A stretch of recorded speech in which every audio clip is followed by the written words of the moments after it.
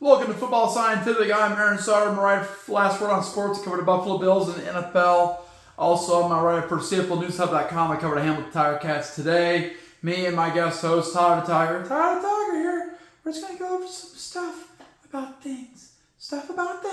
Yeah, some stuff about things. We're going to go through the recent NFL news from today. We're going to also talk about the CFL games that happened this weekend, plus CFL roster has already been made, and our CFL Power Rankings. We're going to bust it out. First, some big news. The CFL commissioner came out today and said there are going to be some changes for their 2026, 2027. So they're moving the goalposts from the goal line to the end line of the end zone. They're going to change the field dimensions, probably the same dimensions as the NFL. He didn't talk about anything about changing 3 downs to 4 downs, but he's going to change the size of the field. They're going to try to make it more like American football. But you see what happens is you have 12 people on each side. It's a larger field. It makes sense. If you have a smaller field, if you still have 12 people on each side, it's not going to make as much sense. Sorry, man. 110 yards is cool. All right, so that was the big news today. That was a big controversy amongst CFL fans, is that he's going to change the field and change the tradition. And Nathan Rourke said he never even asked the players. So, I mean, who knows what's going to happen. It might end up killing the CFL, honestly. But how many times has the CFL been threatened to be killed? Like 1,000, okay? So it's threatened. People always threaten to kill. UFL is going to kill the CFL? No. The NFL is going to kill the CFL back in, way back in the 80s? No. CFL is going to die because of Americanized football teams, the teams in America? No. So the CFL is pretty tough, man. And this is more BS about it. The CFL is going to die a slow death.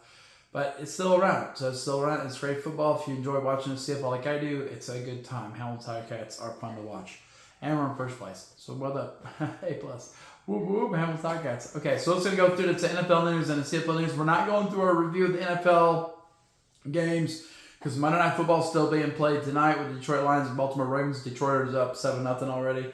So we're going to do all that tomorrow. We'll go through our games on that. We'll go through our power rankings, AFC and NFC tomorrow. Buffalo Bills are 3-0, so it's all very good. Okay, so we're just going to go through some news. Ready to go, Tyler Tiger? Ready to go. Fired up. Let's share our information.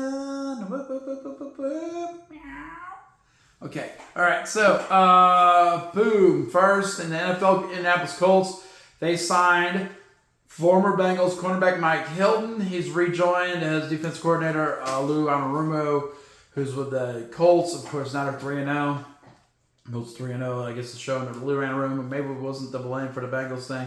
Now Mike Hilton's going there. Bengals got beat 42-10. It's looking all bad right now for Cincinnati. Washington Commanders signed, and that's good news for Indianapolis Colts. So they're 3-0, and they got Mike Hilton, who's a pretty good player at the slot corner for Lou Anarumo. Washington Commanders signed free agent Darnell Savage. He's a safety. They're adding him. He got released by Jacksonville last week, so they're adding him in for some depth.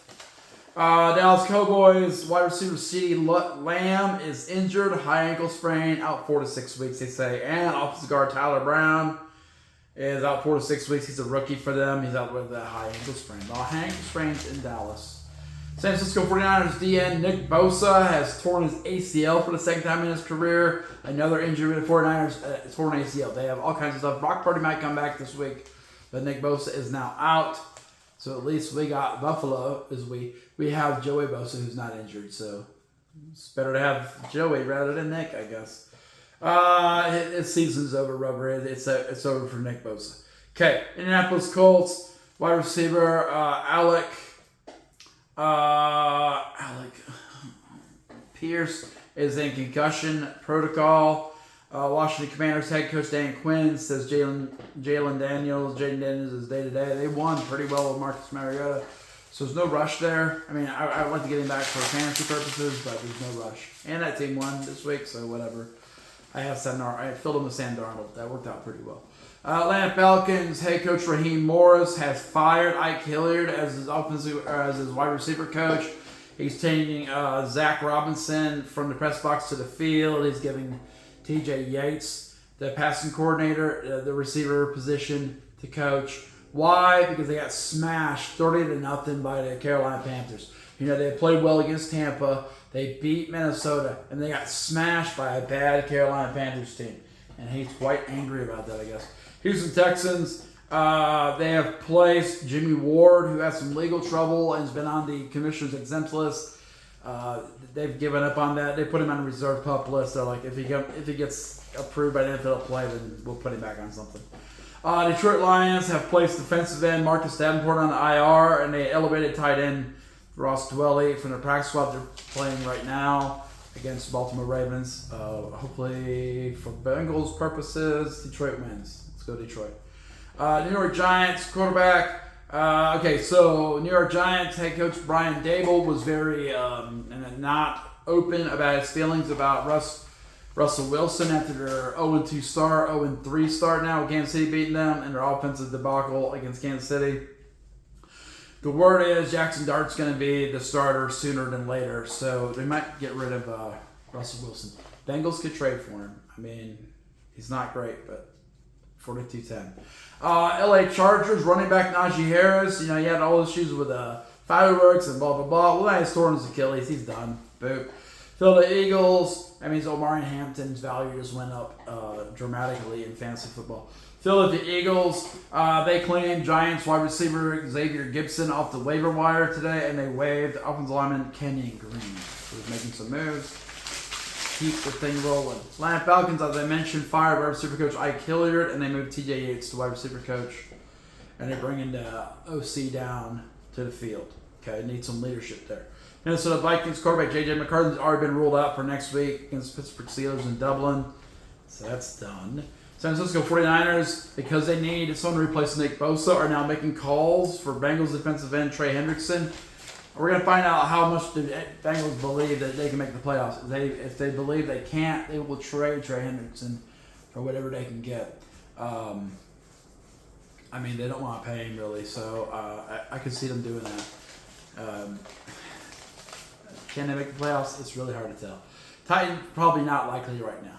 Titans head coach Brian Callahan calls out Calvin Ridley for only catching 1 of 7 passes last week. But guess what? Brian Callahan's probably going to get fired. So what's worse? You know, not catching some passes or being a horrible head coach that no one likes? His dad knows what that's like. His dad did that too. A+. All right, Nebraska. CFL, bunch of roster moves last 2 days. Saskatchewan Roughriders yesterday signed American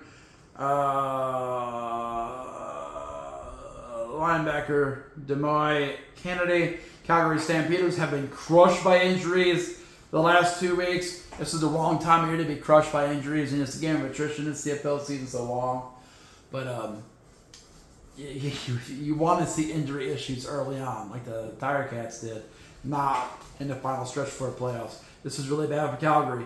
So they had to make a bunch of moves. They moved the American wide receiver Ryan Jones to the practice roster. American quarterback P.J. Walker to the injury list. That's quarterback for Adams Jr.'s injured. Signed American defensive line Devontae O'Malley. They signed American quarterback Logan Bonner, who might be their starter this week, because they have a bunch of injuries at quarterback. They're getting crushed like Montreal was getting just a few weeks ago. They signed American defensive line B.J. Thompson. They signed American DB Lance Robinson. They signed American defensive back Jacoby Cohen.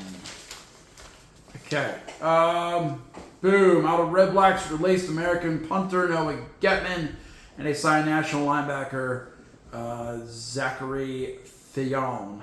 Calgary Saskatchewan Roughriders released global punter James Evans, and they signed American defensive end Chico Bennett Jr. BC Lions signed national linebacker Woodley Apollon, and they signed American wide receiver Isaiah Winston. Okay. So what happened this weekend in the CFL? Well, pretty clear, cut and dry. Boom, Friday night, Montreal Alouettes played at Toronto Argonauts for really the Toronto Argonauts' future for a playoff run. What happened? So McLeod Bethel Thompson came out for Montreal at Toronto to return 28 passing yards, 2 touchdowns, 3 interceptions. Ouch, that's way worse than what he did last week. That's disastrous. They ran the ball for 76 rushing yards, 0 touchdowns, 0 fumbles. Steve Stevens or whatever, Scotty Stevens, Stevie Scotty, something like that. He's got some weird name. He had a pretty good day. They had 3 quarterback sacks. Toronto Argonauts with quarterback Jarrett Doege. They had 207 passing yards, 1 touchdown, 1 interception, 25 rushing yards, 0 touchdowns, 4 sacks. But guess what? Even though McLeod threw 3 interceptions, they still found a way to hold down Toronto's running game, and Garrett Doege and Montreal beat Toronto 21-19 to go 7-7, and Toronto's 5-9. They're about to be put out of the playoffs. It will be a crossover team, most likely, from the West. Boom. BC Lions played the Calgary Stampeders. I expected the Stampeders to have a good chance to win this game, but I didn't think about them being crushed by injuries, and now it's even worse. I mean, they're pretty much in the slums when it comes to injuries. BC Lions, Nathan Rourke came out, passed for 331 yards, 2 touchdowns, no interceptions. He also ran for 3 touchdowns. They had 196 rushing yards, 5 touchdowns, including 3 from Nathan Rourke. They had 2 sacks in the game, right? Yeah, 2 sacks. Calgary Stampeders, 194 passing yards, 0 touchdowns, 3 interceptions. Jordan Matz Jr. threw 2 of those, so he's having his dips. He's kind of off the hot streak, and he's injured, I believe. 142 rushing yards, 1 touchdown, 0 fumbles. Quincy Vaughn came in and ran for a touchdown. They had 0 sacks. BC Lions smacked the Calgary Stampeders, who are starting to really tumble down the standings, and they won 52-23. Ouch. BC's working their way up. Saturday, Winnipeg Blue Bombers traveled to the Ottawa Red Blacks. Red Blacks trying to hang on to any playoff hopes. Winnipeg came in, Chris Strebler at quarterback. Not pretty. 54 passing yards, 0 touchdowns, 1 interception. Ouch, Chris Strebler. They ran for 172 rushing yards, 1 touchdown, 0 fumbles. Brady Oliveira had 100 yards rushing. They had 1 quarterback sack. Ottawa Red Blacks came out with Drew Brown and threw 406 passing yards, 2 touchdowns, 2 interceptions. Ouch. Ran for 63 rushing yards, 0 touchdowns, 1 fumble. They had 4 sacks. You would think with 406 passing yards versus 54, Ottawa would have had a chance to win this game. But nope, Winnipeg wins the game 26-18 to go 7-7. And it's likely the crossover team into the East. Ottawa Red Blacks are essentially done. They're not eliminated mathematically, but they are eliminated in our hearts.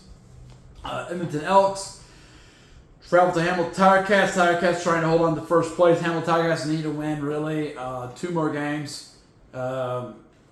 As of last week, they got to beat Edmonton, and they need to beat Winnipeg. And if Toronto or Montreal loses a game, then they're the East Division champions, and they're in the playoffs, and they got a bye week and stuff. So hopefully that happens. Boom. Edmonton Elks came out, 280 passing yards, 2 touchdowns, no interceptions. Cody Fajardo had a nice game. 63 rushing yards, 0 touchdowns, 0 fumbles. They did have a pretty good game for Edmonton. Hamilton Tiger Cats came out, and Bo Levi Mitchell threw for 311 passing yards, 2 touchdowns, 1 interception. They ran for 110 rushing yards. Nice job. The games they've been running the ball well, they've really been playing well. And Kenny Lawler broke out and had a touchdown. They had 3 sacks on defense. Brandon O'Leary Orange had a touchdown. So getting the ball to other people. And Tiger Cats win at home 29-27. Boom. And a nail biter. Edmonton's getting ready to be out the door for the playoffs. So Hamilton, you're about to clinch the East. Okay, so we'll see how it goes. See if they can make a run to the Red Cup. All right, so with all those changes in mind, here's our new CFL Power Rankings for Week 16. Saskatchewan Roughriders 10-3. They're still the best team in the league. They're making a bunch of improvements. They're healthy and they're good on the O-line and D-line. The only team they haven't beaten is the Calgary Stampeders, who are being crushed right now with injuries. Number 2, Hamilton Tiger Cats have worked their way to number 2. They're 9-5. They have won 2 games in a row now. Again, got another win streak. If they get one more against Winnipeg, which is likely, they will probably clinch the East Division. They'll at least clinch a playoff spot. This is big. Number 3, Montreal Alouettes are 7-7. They're hanging on after a long losing streak. They're now 2-game winning streak. McLeod Beth Thompson came in and lit it up 2 weeks ago, but last week he stunk it up. But they still won the game. They're a dangerous team. Montreal's still a dangerous team, guys. Number 4, BC Lions are 7-7. They're climbing up the West standings. They are now number 2 in the West. In my mind, and standings are still number 3, but I think they'll take the 3rd spot, and Winnipeg will end up being the crossover team and knocking Toronto out of the playoffs. Number 5, Calgary Stampeders at 8-5, and they're being crushed by injuries. They're tumbling down. Number 6, Winnipeg Blue Bombers are 7-7, and they've kind of been tumbling down. And they're just sitting there. They're sitting there. They're probably a crossover team. They did play well enough. Brady Oliveira is a big difference maker, and even Chris Streveler, even though he does not a great passer, he's good at running the ball, so he keeps them in it, man. Number 7, Edmonton Elks are 5-9. It's almost over for them. Number 8, Toronto Argonauts are 5-9. One more loss, and I mean Winnipeg's going to take your spot, guys. So it's almost over for them too.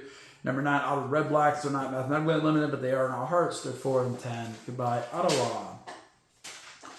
In the IFL, been a bunch of player moves, which is normal this time of year. There's a lot of player moves in the IFL no matter what, even in season, but there's just a lot of them right now. Too many to talk about. But there were a few notable moves. Iowa Barnstormers named new defense coordinator Javantes Snoop Blackman. He coached at Tulsa recently. He's an indoor football veteran. And they named Bill Savina as a new special teams coordinator. He'd been in the NAL for a while. Carolina Cobras recently. And he was also with Tulsa last year, so he's bouncing around, and he's got a pretty good track record, and that should help Iowa get better here. That's what they're trying to do, trying to get better. That is the news. That's our CFL Power Rankings. So look there. We'll get to NFL tomorrow after this Lions-Ravens game is done. And that's Football Scientific for today. We added some subscribers over the weekend, which was a crazy weekend.